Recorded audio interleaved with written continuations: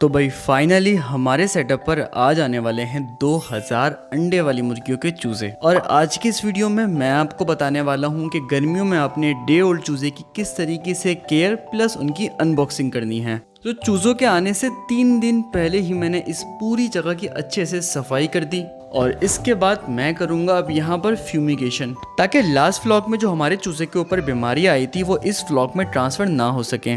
और 3 दिन तक इस रूम को बंद करने के बाद अब बारी थी यहाँ की सफाई की।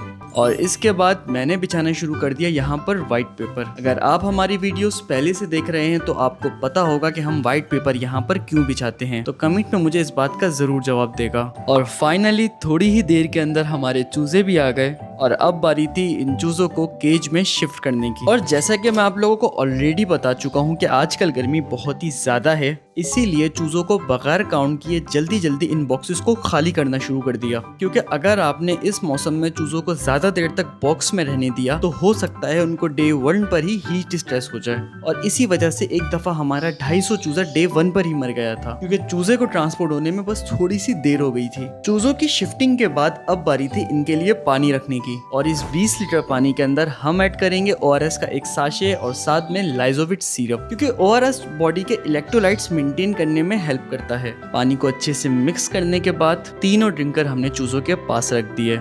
और अब रह गया था आज का आखिरी काम, और वो था इन चूजों को फीड डालना। चूजों को बस फीड डालने की देर थी और इन्होंने फौरन से ही इस फीड को खाना शुरू कर दिया, जबकि इस फीड को जिंदगी में ये पहली बार खा रहे हैं। और अब लग रहा है हमारे ये सारे चूजे एकदम परफेक्ट। अगर वीडियो अच्छी लगी हो तो वीडियो को लाइक कर देगा। साथ ही अगर आप हमसे पोल्ट्री फार्मिंग सीखना चाहते हैं तो फार्मिंग का कोर्स बाय कर सकते हैं, जिसकी फीस है 2500 रुपीज। कोर्स की मजीद डिटेल के लिए आप हमारी टीम के व्हाट्सएप नंबर पर कॉन्टेक्ट कर सकते हैं।